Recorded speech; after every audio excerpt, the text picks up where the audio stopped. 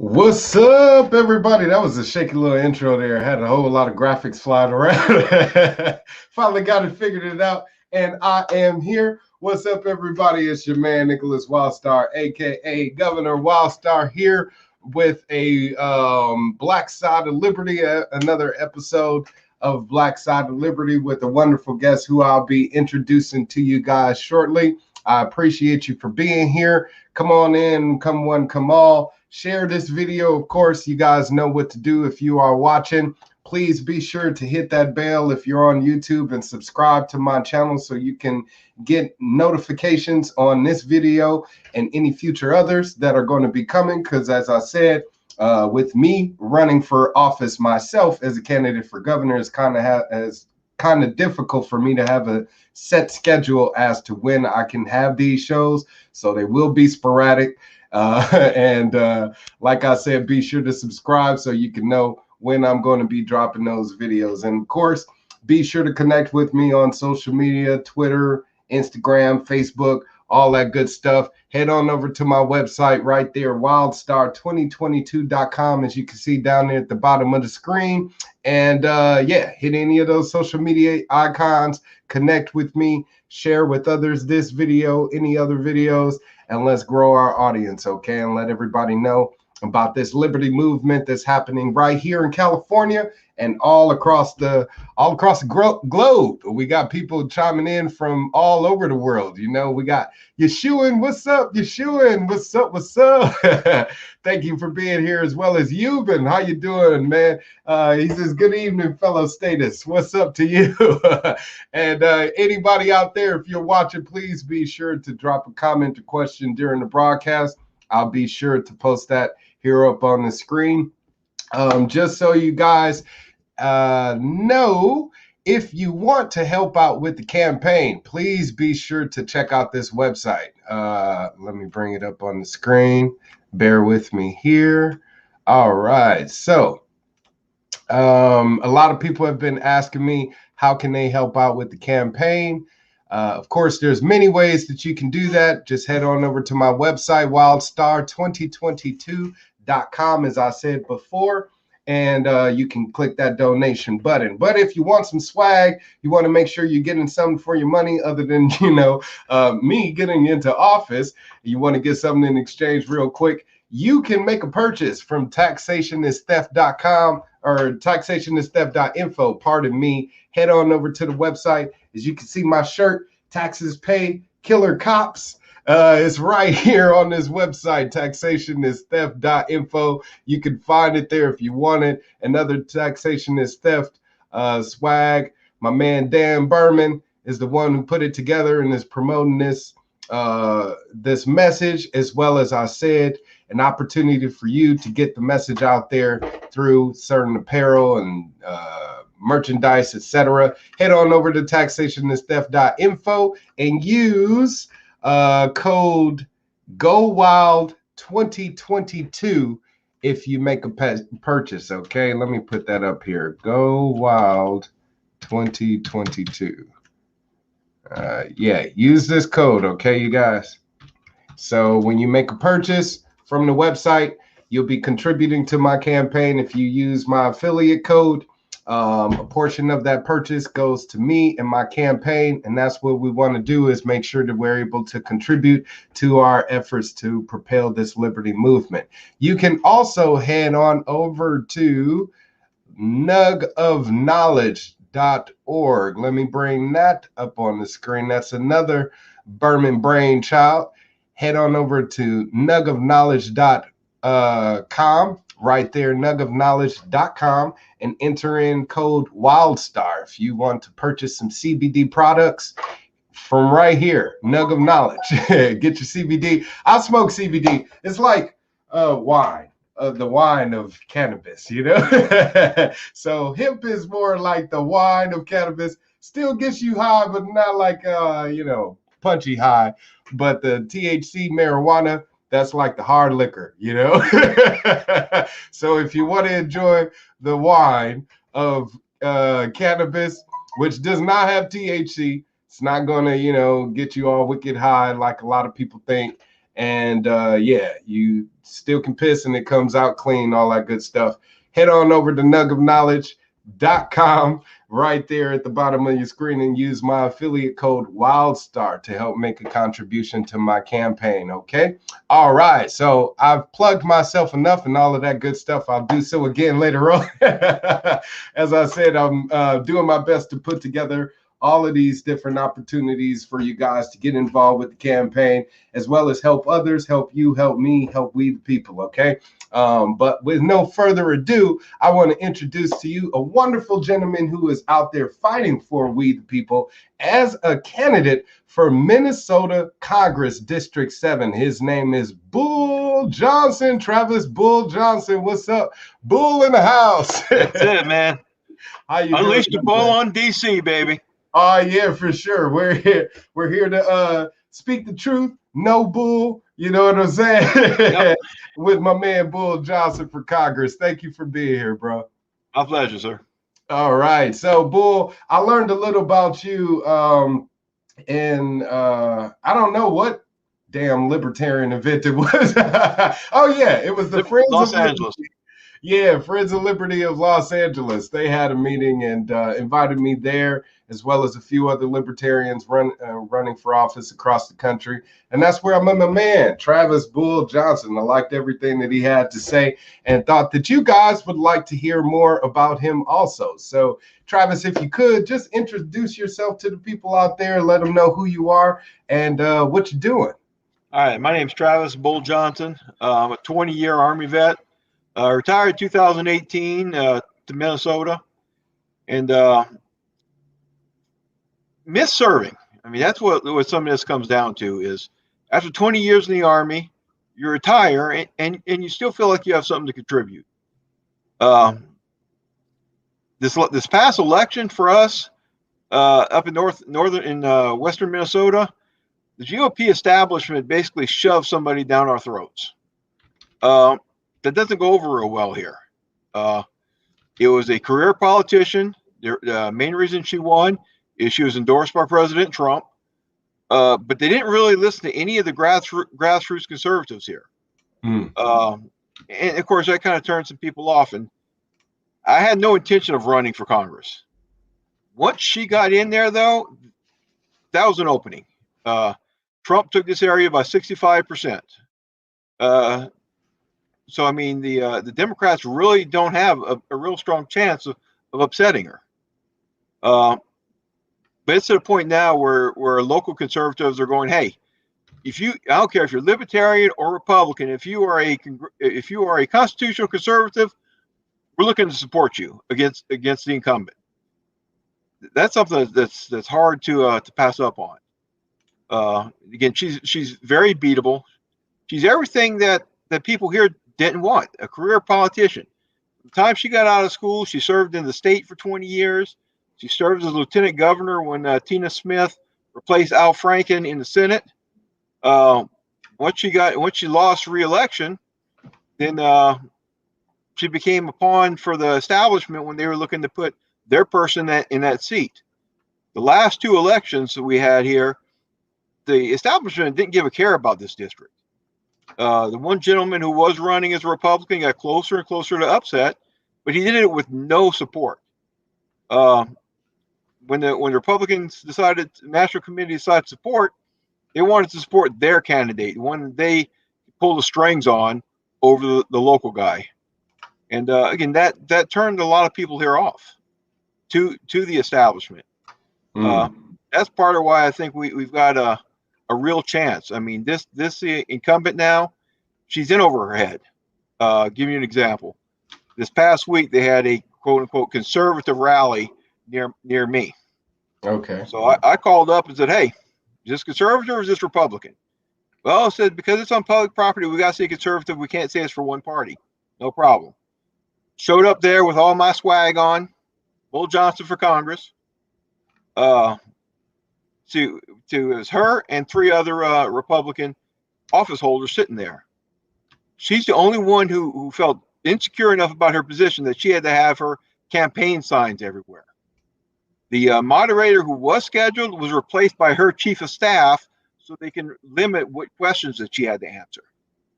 And these things are being noticed. I mean, I left there with more supporters than I got there with. So that's fantastic. Went into their house, took their people, and left.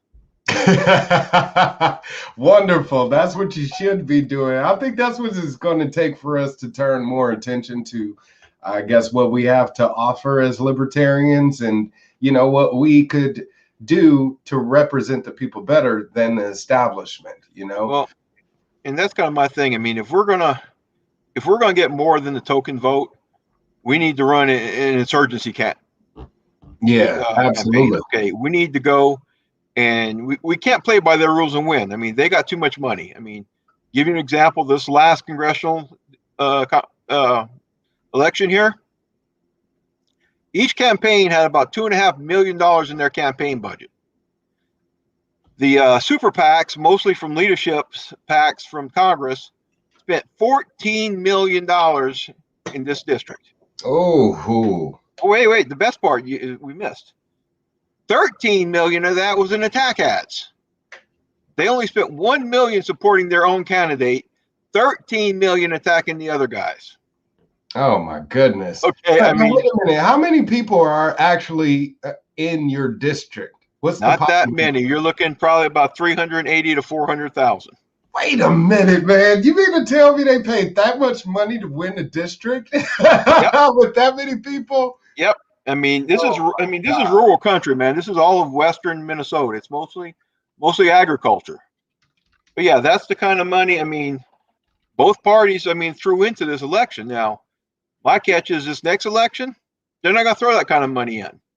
They're going to assume, hey, if you can't beat a libertarian, you probably got other issues.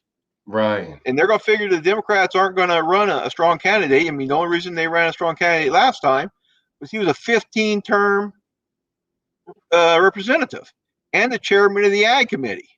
So, I mean, he was the man to do a lot of good for this area. So problem is he had a D in back of his name.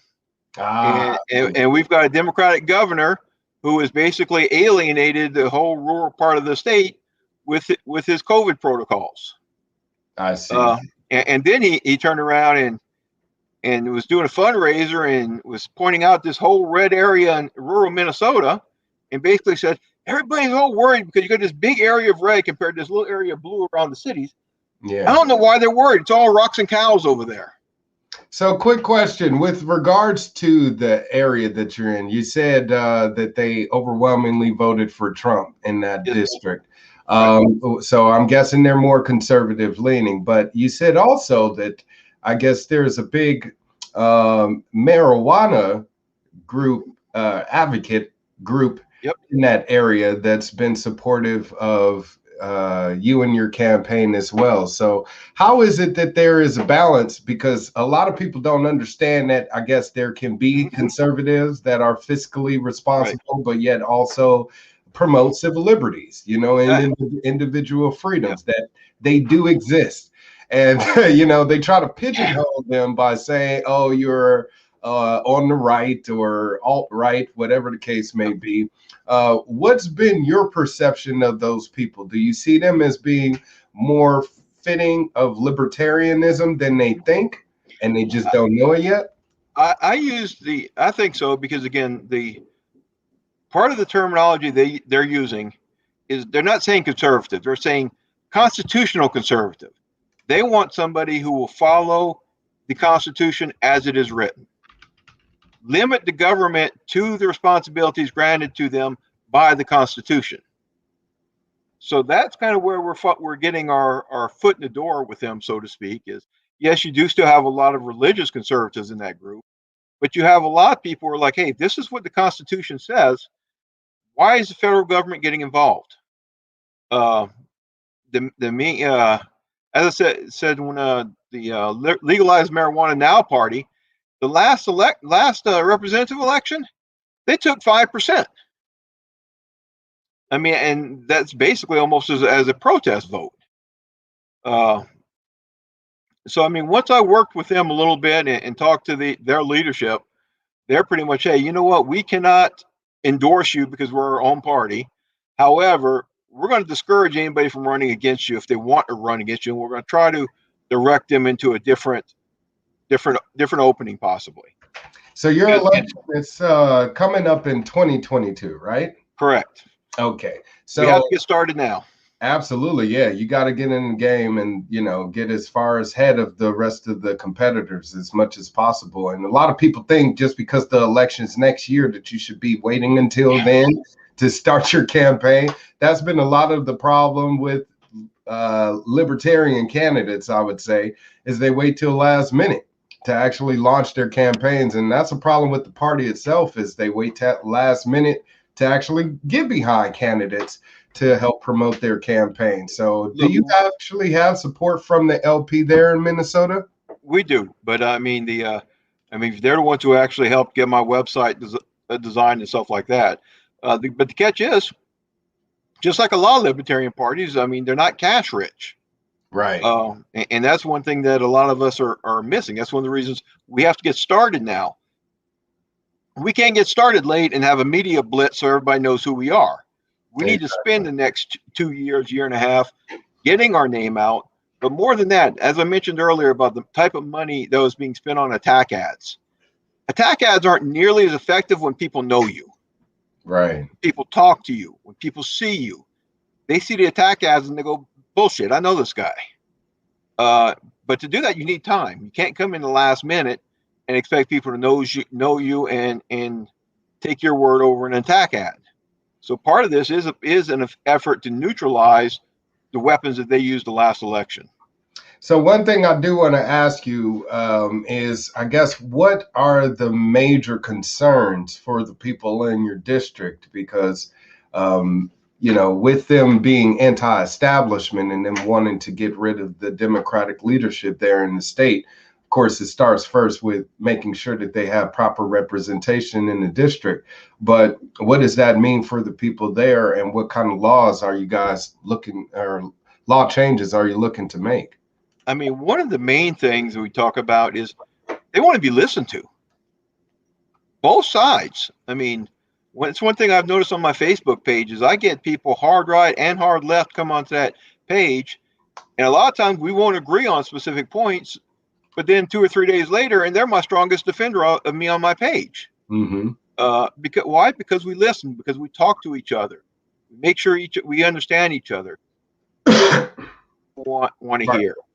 The other thing is we got to reduce regulation. I mean, we are regulated to death. I mean, even in the agricultural field, it is so hard for small businesses to be able to get in and compete. Because with regulations, I mean, the only people who can afford them are the big corporations. Give you an example, and this is more towards a rural side, is last year when a lot of these meat packing plants got closed down because of COVID.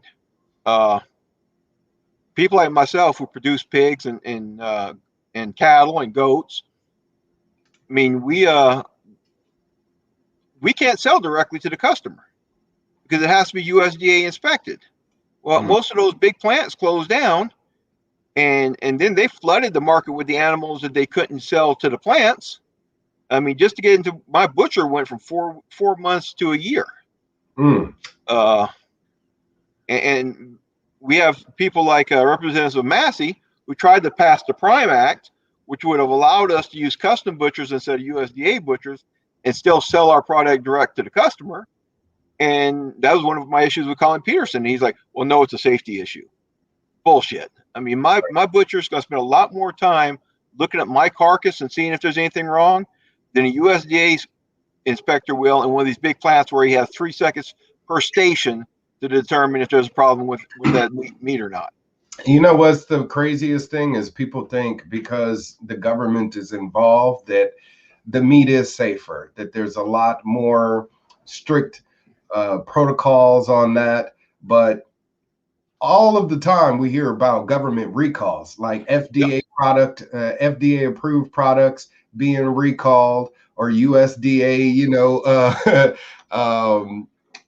what is it, products that have been looked through, again, being recalled. So they're not as trustworthy as people make them seem. But well, and that was one of the, you got to make sure you cover your ass, And that was one of the points I tried to make. I mean, we can't sell cuts, but what we can do is sell live animals.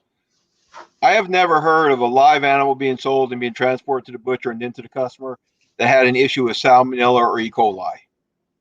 How many recalls have we heard on from the major plants on that? Right. Okay, that is kind of, and it really frustrated me with Colin Peterson, our last representative, who's on the committee, who is the chairman of the ag committee. He has no meat packing plants in his district. He has a lot of small farmers who would have benefited from this, but he wouldn't have anything to do with it. Yeah. Okay, so I mean, that's where my question came in. Okay, who are you representing? Are you representing us, or is it big ag you're representing? Exactly. That is one of the things that we look at. I mean, the biggest issue though is this isn't even on the federal level, but the state level of all these COVID shutdowns.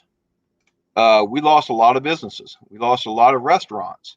It's real frustrating for us in our area because right across the river from us is North Dakota. They were open the whole time. Oh, So yeah. what made it so much more dangerous across the road there? You're absolutely right about that.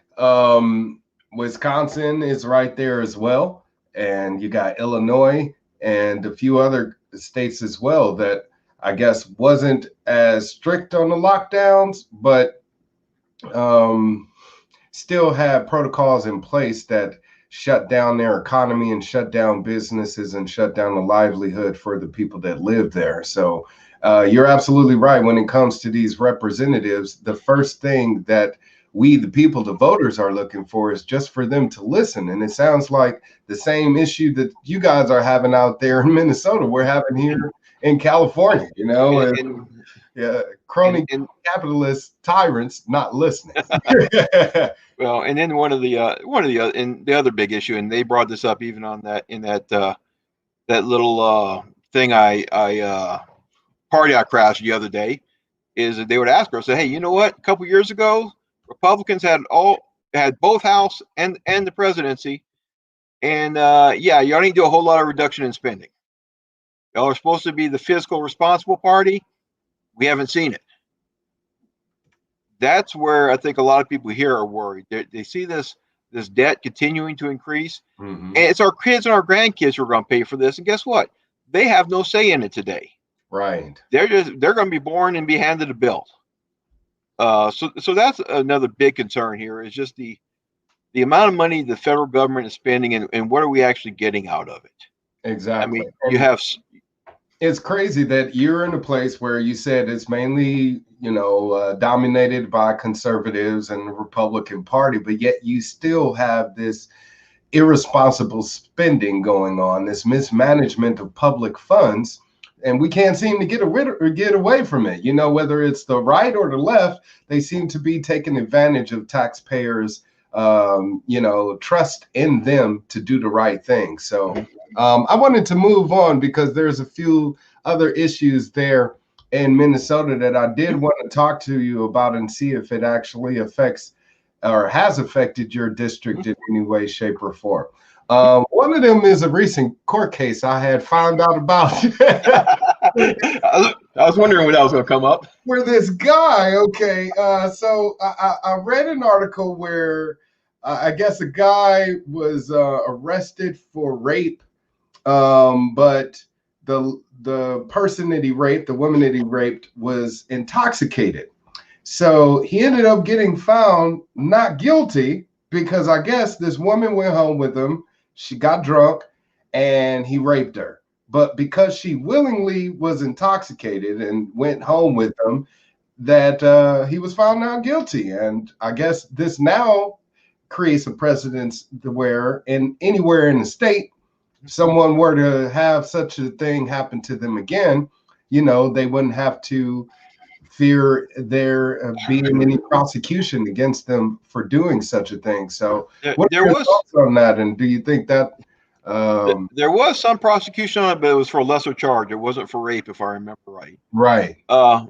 And basically the way the law is written here, and I didn't know it till I read that same article, is that if he had gotten her drunk or he was buying her drinks to get her drunk, he could have been held responsible. But because she got drunk on her own, according to their thought process, was she bears some responsibility of putting herself into that danger. It's something I don't agree with at all. I mean, this is something that, I mean,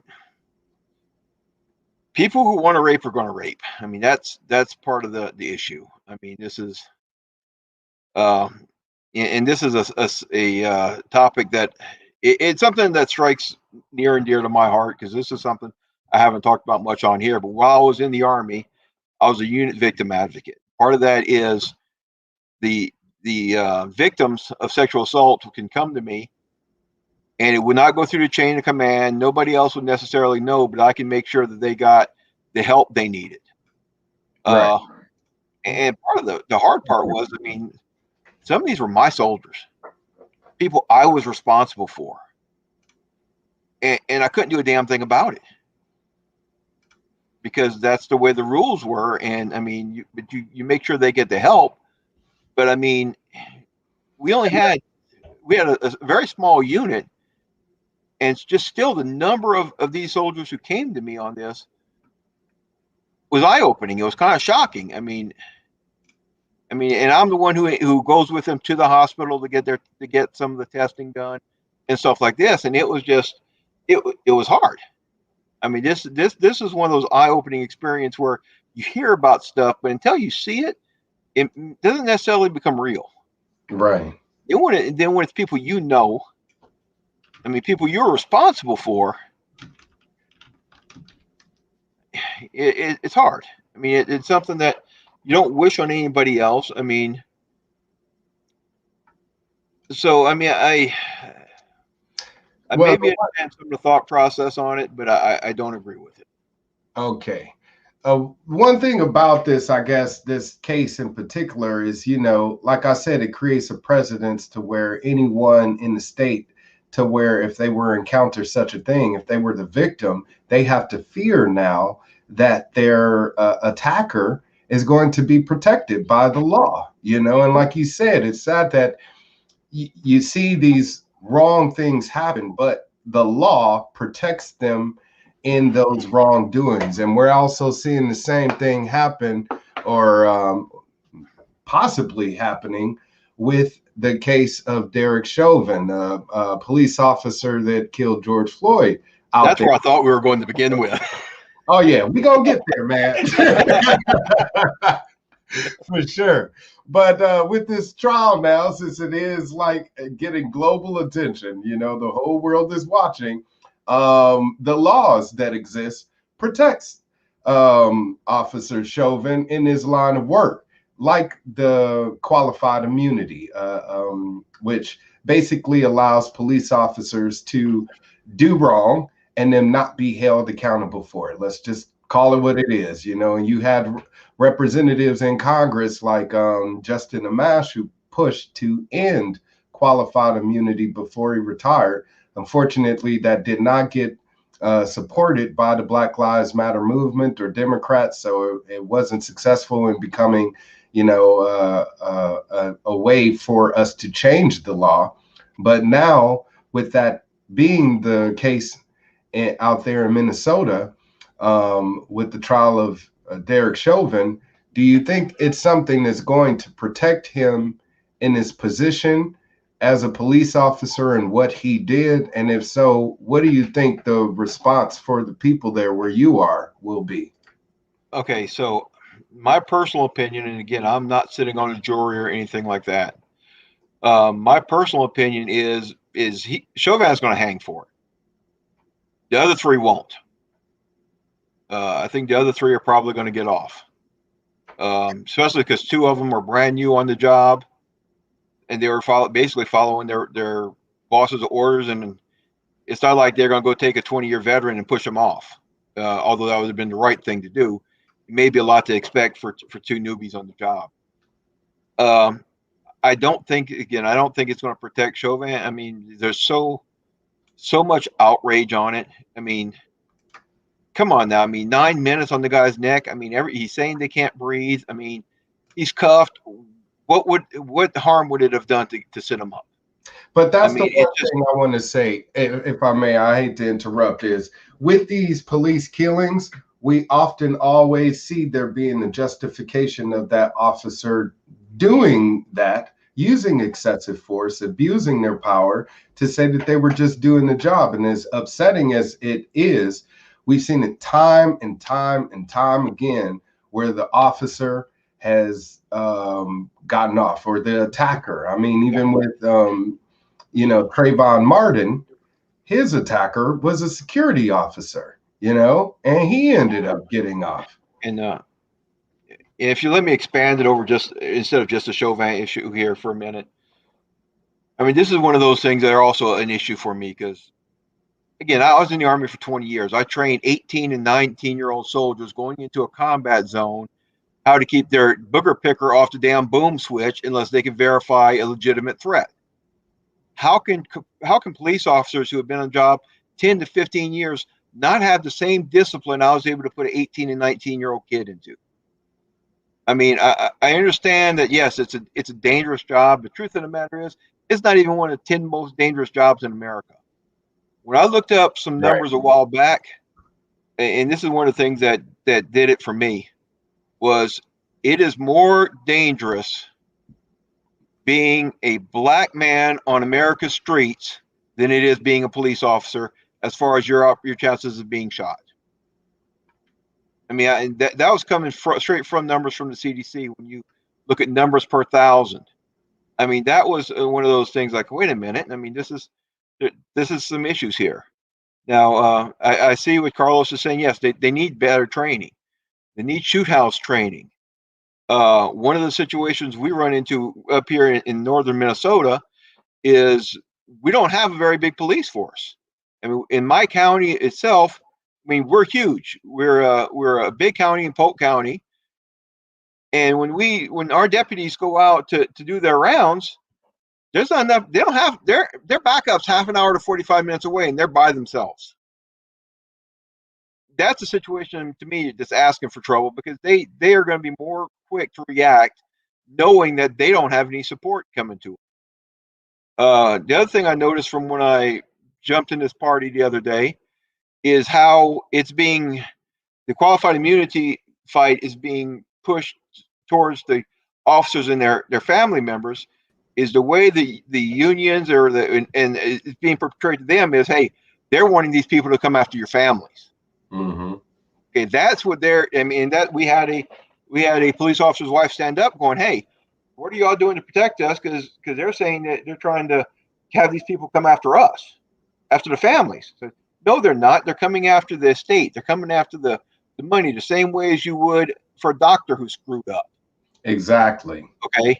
I mean, a lot of people don't think of it that way. It's like, think if a doctor had qualified immunity. That means they make a mistake on the surgery table or misdiagnose you, and something happened to you, and nothing would happen to them because they have qualified immunity.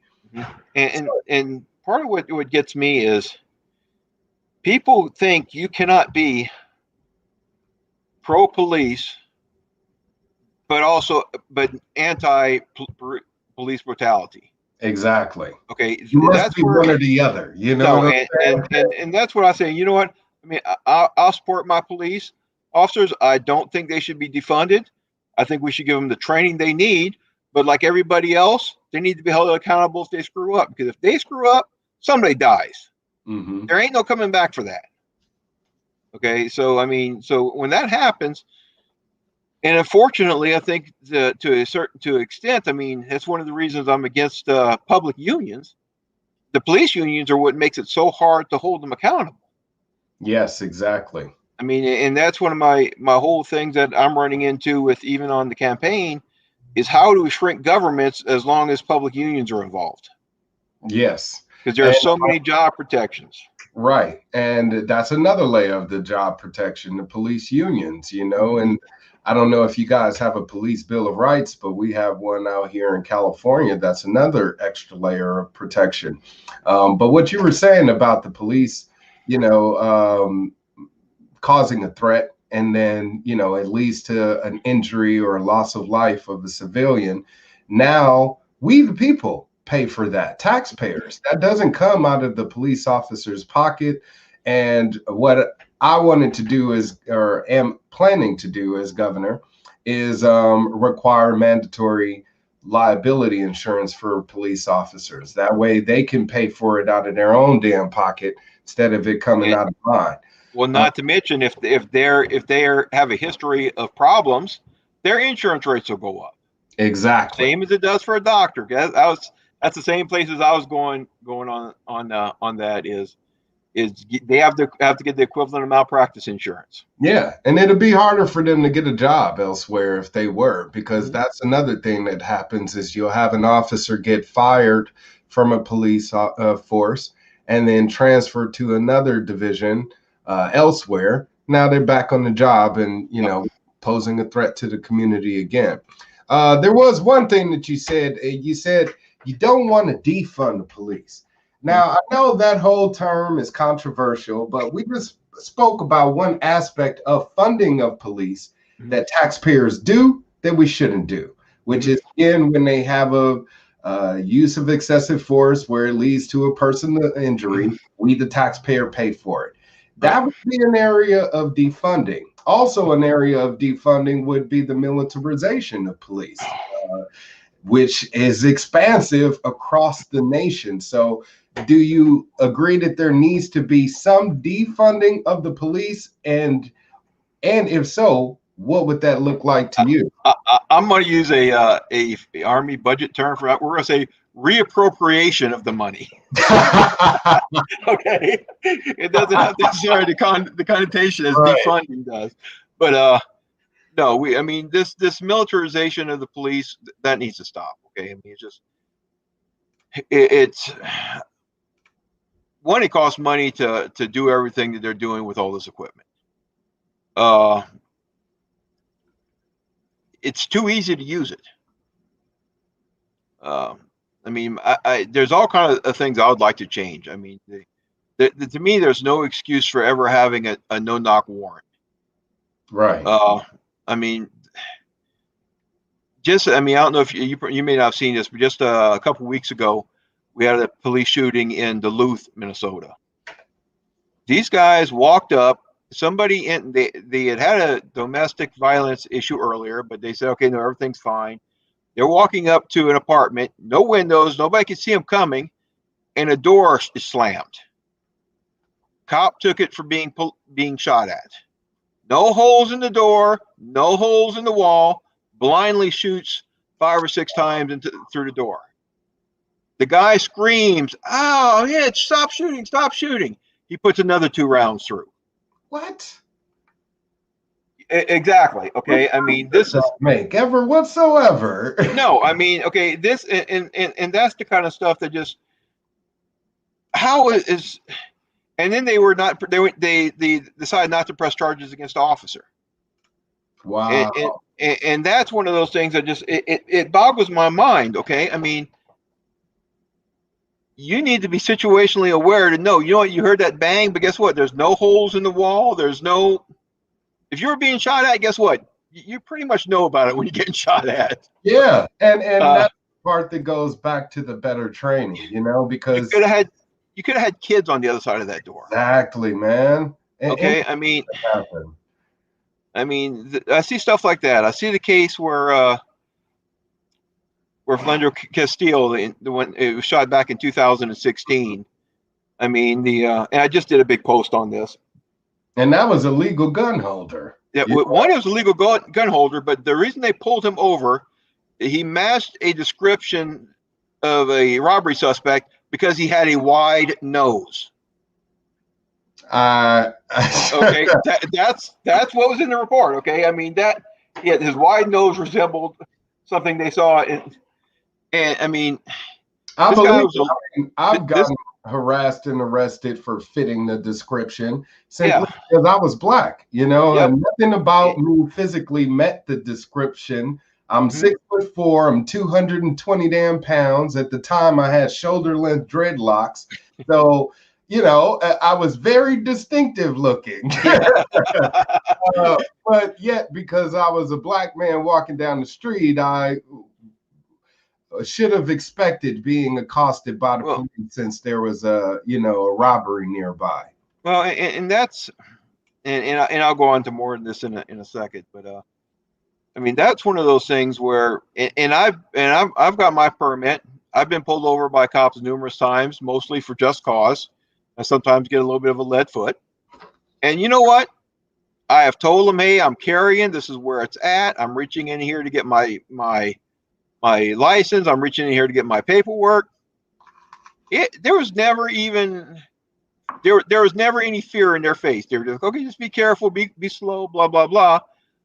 But it was nothing ever close to what happened to Mr. Castillo. Right, and they use that as a scapegoat. I'm in fear of my life. Like this guy that shot into the house, he just did so as a knee-jerk reaction because he heard a loud sound in the neighborhood where he was probably feeling afraid to be in. And, the same thing happened with Derek Chauvin, with George Floyd. He said the reason why he responded that way was because he was in fear of his life. So let me ask you, since you are a military veteran, a man of oath himself, do you think that these people who are also taking that oath should be taking positions in the community where they are frightful and in fear? Well, and this is where I was getting ready to go with something similar to this. Is we need to realize that not all cops should be cops. Right. I mean, if you're that jumpy, I mean, and the thing is, you will never know if they're that jumpy unless you go through the proper training with them. You'll never know if they're a little too quick. Part of the issue, I think, now is because of qualified immunity, they know as long as they say they're scared for their life, they can pull that trigger. Right. There won't be any major issues because, I mean, that qualified immunity protects them to a certain extent. And most people are going to say, yeah, it's a hard job. I mean, and I'm sure most of these cops are thinking better him than me. Yeah. I mean, and a lot of the community feel that way also. They feel like the police officer's life is more valuable than the average person. Yep. No matter who that person may be. And as long as the guy in the uniform with the badge is protected, then that's all that matters. You've been made a comment here I wanted to kind of touch on because you're talking about police unions and the reappropriation of those funds. He was talking about, he makes a comment here, government was made to protect the rights of citizens, not protect officer safety. But earlier he said, there's no better incentive for a police officer to do their job accurately than more competition. Other police officers, other police departments offering their services. But what you pointed out about these police unions, basically monopolizing the security service business. That's what police departments are. They aren't elected officials, like sheriff's department. The sheriff is an elected official. A police officer is not. A police chief is not. They're hired by the mayor and the city to provide protective services for the people of the community. So when a union comes along and says, well, we're going to be the provider of labor for that work, it takes away the opportunity for you to choose somebody else. No free labor in law enforcement, and it should be. What is your position on, I guess, being a union buster? Since that's what we would be looked. You and I would be looked at as being union busters since we advocate for free labor. Not necessarily, because I am actually pro private unions. Right. And the reason for that is, if I want to reduce regulations, if I want to reduce the company, the things like OSHA and stuff like that, somebody needs to be able to protect and watch out for those workers. And if the government's not going to do it, it probably needs to be the union. Especially up here, we have a large mining area there, so we do. And I mean, that union needs to be strong enough to be able to enforce safety measures to keep their members safe. So I do think there is a need for privatized unions, especially when we look at right now the wealth inequality. This country always goes back and forth. I mean, our unions are either too weak or they're too strong and the companies get too strong, or the unions are too strong and the company goes out of business because they can't afford the retirement plans that have been budgeted for. There's got to be some type of balance there.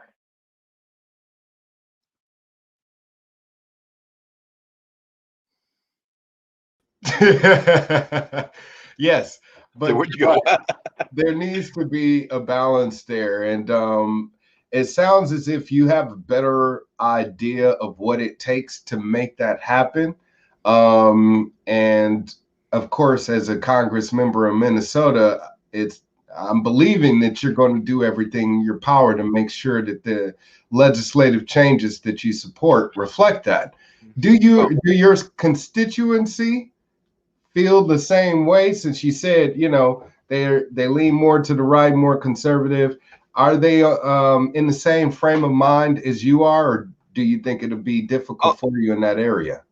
In these areas, I think we have a lot of similarities, and even when we don't, what I've found is that as long as we're talking to each other, we can work on it. We can work it out. I mean, it's as long as your constituents are being listened to, and they know that you're actually considering their point of view.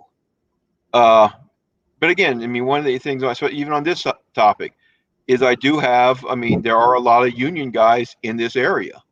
And even the union guys right now feel like both parties have basically turned their back on them because President Trump was more pro corporation, where the Democrats are more climate control. And with all these mining unions, what does that do to them? Right. Okay.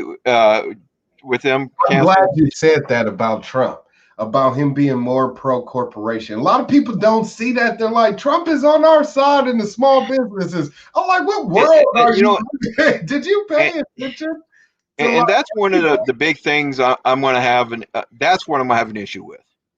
Is because a lot of people, I mean, do think he walked on water, and I just don't share that view. I mean, I've got a good friend that I talked to, the gentleman who ran against who ran for Congress the last two cycles here, and I mean that's what my main concern with him is he was just completely pro-Trump to the point of Congress was not fulfilling their constitutional responsibilities to be a check and a balance, which is something that's important to. I mean, again, I am a firm believer in that Constitution. Yes. Your party is not who you're supposed to be responsible to. That document, that Constitution says more or less your job is to be a check and balance against the executive branch. You need to do so, not just rubber stamp anything because your guy's in office, no matter what your party is. Okay, you need to be able to go in there and be a impartial jury. Listen to whatever is being said. I mean, that's one of the things I think you're getting with the libertarians, is you're getting somebody who's not beholden to either party, who can go in there and be the neutral arbitrator of what's going on. One of the things the challenges I think we have with the Libertarian Party that I'm trying to address is we're not always pragmatic. I mean, we'll say taxes are theft. That scares the average voter. To the average voter, they're going, I know, I see it. But to the average voter, they're like, you're just not realistic. We can't take you seriously. Well, that's where you attack them to say you have a misunderstanding of how taxes work. Yeah. Right now, you have the perception that your taxes fix the roads, but you complain about how your roads are shitty. So apparently your taxes aren't fixing the roads. Yep. What will fix the roads is non-taxpayer revenue generators. Like, all right, so one thing I made pretty big during my campaign for governor in 2018 was I said, instead of using taxpayers' money to pave our roads and fix our potholes, let's let Domino's Pizza do it. Domino's Pizza runs a campaign right now. You can look it up, Google it. I saw it. They will fix your potholes. They will pave your roads simply to put down a Domino's logo. I think Pornhub even did it. They were plowing roads. Excuse the pun, but they were snow plowing roads. To put down to say Pornhub did it. Yeah, but you know what the catch is though? I don't know that you're going to find $700 billion worth of sponsors to pay for the military. You're right. You are right. Okay. I mean, that's what I'm saying. You got to have. I mean, but it's like I tell them. I mean, you'll get we're going to reduce the excess stuff to where we can start. We may not get to zero in the taxes, but damn it, we're going to get as close as we can. Mm-hmm. I mean, the government needs to be providing what they're required to by the Constitution. And not all this other stuff they want to spend money on. Not all. I mean, when I was looking through this $1.9 trillion COVID bill, the amount of money that was spent on administration to actually make the bill happen was crazy. Right. I mean, you would go through and every little section had, well, we need $30 million here to enforce it or for regulations or to administer this. You need 40 million here, 30 million there. That, I mean, I wish I would have sat down now and actually figured out what percentage that bill was for admin cost, but it was something that would have been just through the roof.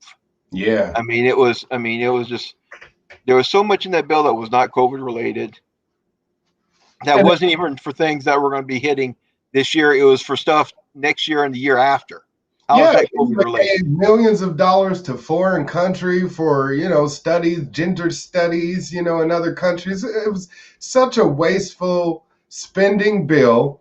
And Republicans were all for it because, Trump is supporting it. And what was funny is at first he was saying, I'm not going to sign that bill. Yep. If it's missing X, Y, Z, it's another bloated spending bill from Congress, and then what do you know? Next thing he signs it. So, yeah, well, the problem is that the political parties have figured out that Americans can be bribed with their own money. Mm-hmm. Okay. That's basically what it is. What it is, okay? They are bribed with their own $1,400 stimmy yet? That's how the people's mindset are. Is they're just focused on this temporary payment, which they're now shaping to be a UBI. Here in California, they're making moves, legislative changes to where, again, there will be permanent payments for people. They're doing this pilot program out in Oakland right now where Black residents and people of color, not excluding white people, they said this publicly, openly, white people are not allowed to get this money, $500 a month, if you can believe it. So, of course, amendment, that's all I'll say. And they're going to tax the people of Oakland and pay back the people, a certain group of people in Oakland, that money. So it's a redistribution of wealth. It's terrible. It's awful. And if people knew how money worked, they'd realize it's money coming out of their own pocket that they're being paid. Yep. Now, I know we're starting to run short on time here. There is one more topic I'd like to bring up, if you don't mind. Sure, please. One of these other topics that are near and dear to my heart. We lose 22 veterans a day to suicide. We have since 1999. That number hasn't changed in 20 somewhat years. 22 a day. Wow. One of my proposals is that is for anybody who's on active duty or in the military to take that Medicare money that they're currently contributing and use it for a mental health program for all veterans. It's the equivalent of an insurance policy for mental health for everybody who gets out. Because what we're doing now is not working. I mean, and that's kind of a privatized version of it rather than the VA handling a lot of this. Because I mean, again, after 20-something years, they're not making any changes. They're not fixing anything. I mean, what's the old saying? You keep on doing if you keep doing what you've always done, you always get what you always got. Right. I mean, you keep putting the same things in and you expect different results. I mean, that's the definition of insanity. I mean, Exactly. so that's one of those things I think we really, and that in my area, that's one of those hot topics because a lot of our soldiers come from rural areas. There are so many of my constituents who have known one of those 22. So that is a hot topic for a lot of them. I mean, it's just it's still a number that just drives me up a wall. I mean, that's 3,000 vets a year, and it's been going on for 20 years. So how? I mean, that's You know, 7 years. as I'm pretty sure with all of this pandemic panic craziness that number has probably went up even more, but because there hasn't been any census, any accounting going on. If it's a COVID death now. Exactly. Enough is a COVID death now, you know, and we have that same issue here in California. We get a lot of military personnel that end up becoming part of our homeless population simply because they're not receiving those services that you said, you know, from the VA hospital. My father was one of them, you know, where he ended up having to go through the system, screwed him.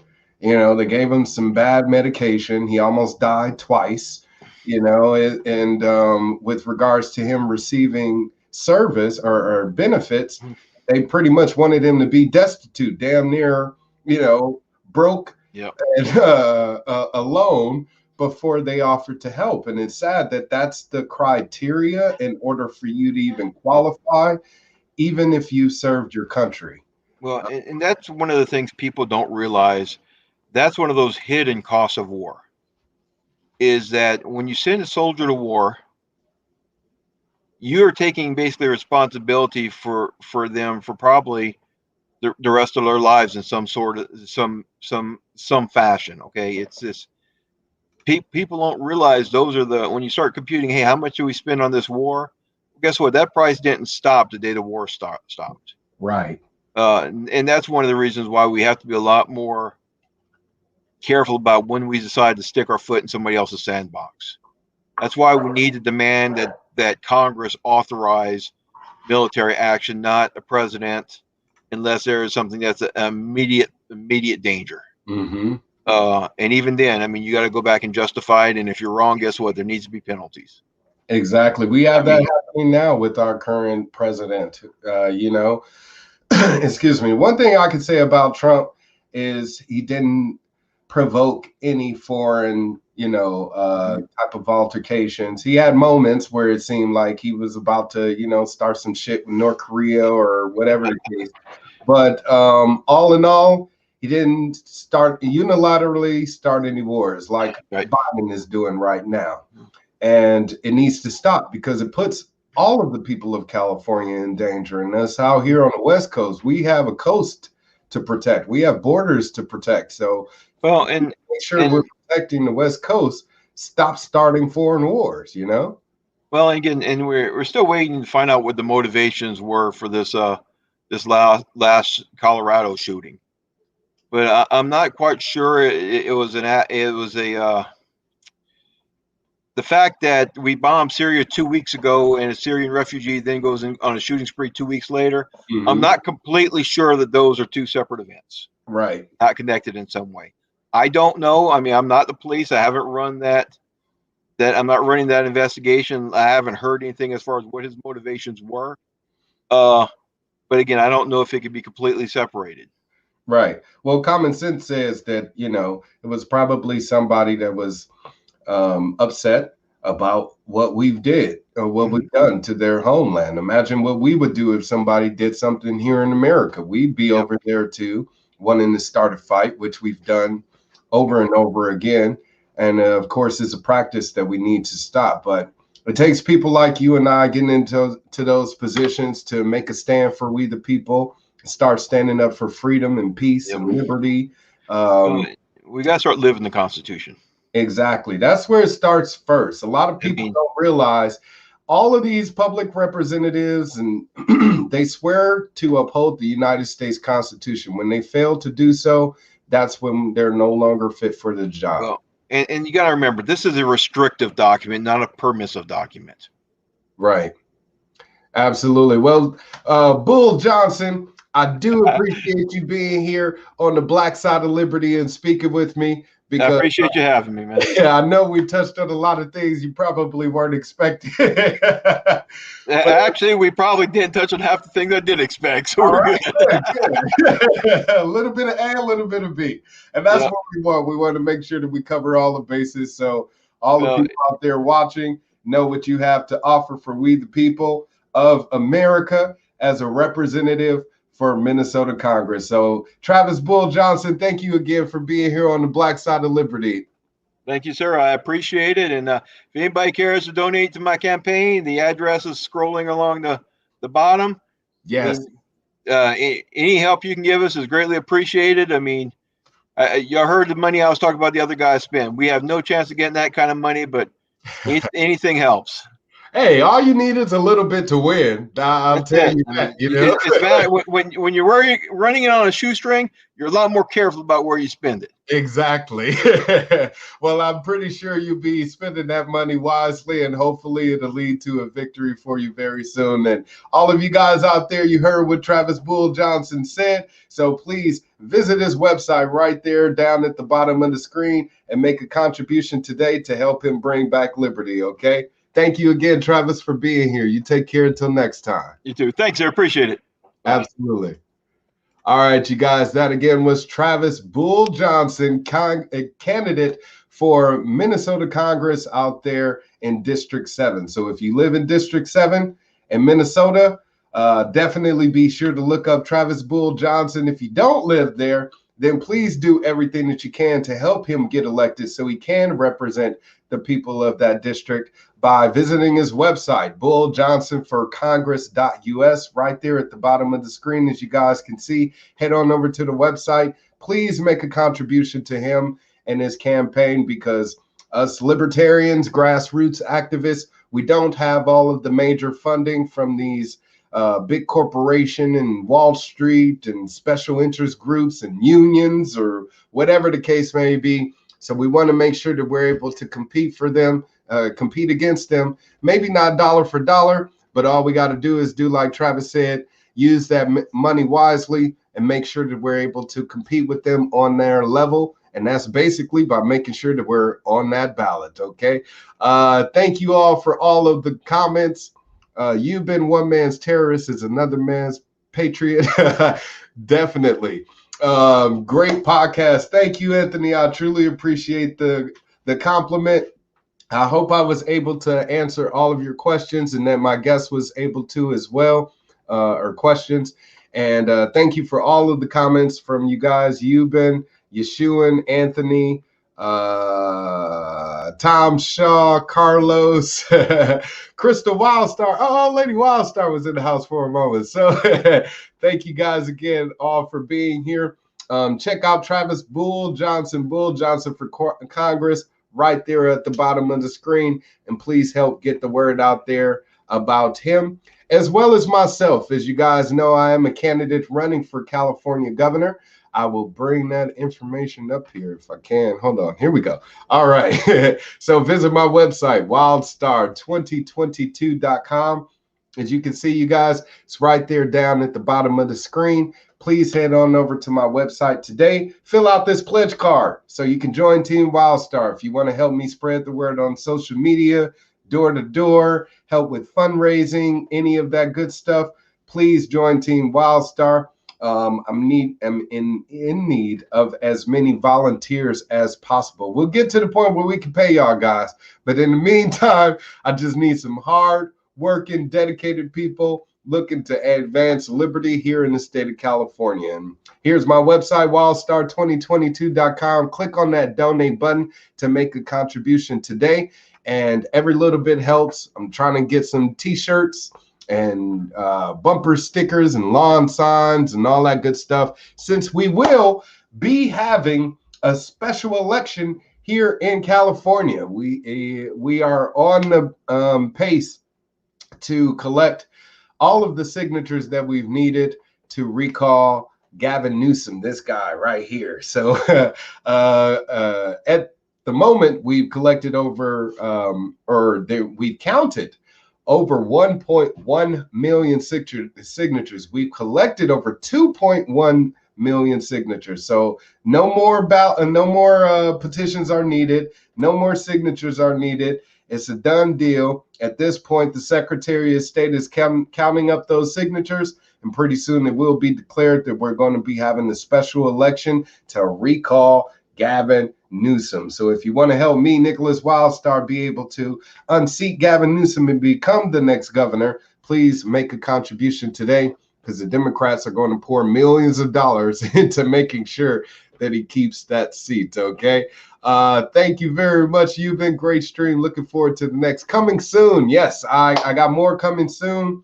I'm not going to jail, so I can make plans to do more over these next few months and be as involved as possible. So definitely expect more Black Side of Liberty podcasts. They will be sporadic. So be sure to subscribe to my YouTube channel or follow me on my Facebook page so you can get notifications as to when I drop those videos. I'm also going to be doing some Governor Wildstar's exclusives, like tomorrow, where I'll be sitting down with my man Marcus Ruiz Evans from Yes California to talk about what happened with me with that trial, and, you know, future stuff that's happening with the Libertarian Party of California and people that have been involved with it. So if you want to see that Wildstar exclusive, be sure to check that out tomorrow. I'll be dropping links is already up on my YouTube and Facebook. So be sure to hit that reminder button so you can check that out tomorrow. And definitely, like I said, be sure to do that so you can find out about any other future broadcasts as well. Okay. Got a few more comments. Thank you again, Euban. Now it's all about, will the recall election actually recall him? Yes. All right. We got to recall Newsom, y'all. So whether you want me to get elected or not, let's at least get his ass out of office, you know? So spread the message to let people know as to all of the reasons why we, the people of California, should be getting rid of our governor and electing somebody like me to replace him, at least for the next few years until we have our gubernatorial election in 2022. So, yes, no jail for Wildstar. And I still am on the campaign trail. I did a recent debate with some other candidates that are running for governor. So be sure to check that out on my website under press, all of those videos. I like you too. Thank you, Yeshua. I truly appreciate all the love, brother, man. And like I said, you guys, if you want to help me out by making a purchase of swag like this Taxes Pay Killer Cops shirt, head on over to taxationistheft.info, taxationistheft.info, and use my code GOWILD2022 to make any purchases. If you do, you'll be making a contribution to my campaign, but you'll also be getting cool stuff like this shirt and Taxation is Theft hat, bumper stickers, mugs, bikinis for your ladies out there. It's getting hot. Summertime, you know what I'm saying? It's around the corner.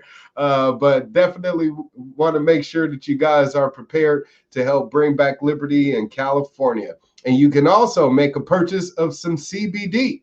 If you want to smoke some CBD, definitely head on over to nugofknowledge.com, right there at the bottom of the screen, or use my code WILDSTAR, to make any of your CBD purchases from Nug of Knowledge. They got great products here. Some high stuff. I don't want to talk about the content of this stuff, but it is very potent. As you can see, the products are here, look very good. Got some nice pretty stickers and all of that good stuff. very good looking products. And as I said, they will do the trick for your CBD needs. So head on over to nugofknowledge.com, use code Wildstar to make a contribution to the campaign as well. Okay. So I think I covered everything. And like I said, you guys, I'll be coming back tomorrow with a Governor Wildstar exclusive. So please be sure to come back then so we can talk more with my guests about all of the stuff that's been happening in the past, as well as any other future issues that you guys want to talk about as well. But another Black Side of Liberty will be coming soon. So to all of my beings of light, art, culture, and knowledge out there, I do appreciate you being part of this chat. Please be sure to spread the message. And until next time, long live liberty, y'all. I'm up out of this bitch. Peace.